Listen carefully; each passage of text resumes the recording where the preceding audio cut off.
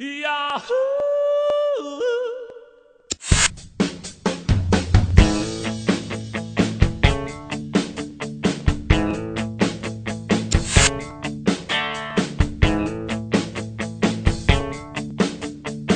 So dito namin nilalagay yung tuba, tapos kinakabit namin yung pump dito, pinapump namin papunta dun sa taas.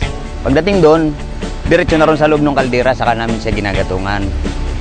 So yun naman dinadala rito na suka, galing nga sa puno ng nyug. So dito yung yung galing doon sa baba. Bali 32 container ang laman itong isang ito. Tapos doon yung gatungan niya, dito yung lagayan ng gatong, mapaganon. Siya ni-steam lang naman siya dito. Kaya ito na yun, alak na siya.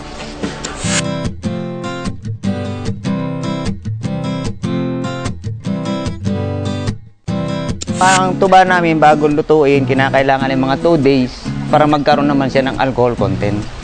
So pag sobrang tamis naman po, kukunti lang yung alcohol content niya, kaya mababa rin yung nakukuha ang alak. Ito yung ginagamit namin pang measure. Ito yung tinatawag dito namin alcoholometer. Dito nalalaman ko paano namin na kinukuha yung 80 proof or 90 proof. Pagka yung mababa po ang proof ng tuba, dahil minsan po umuulan, hindi po nakaka-1 galon yung isang container. Umaabot lang po minsan kalahati or 3/4.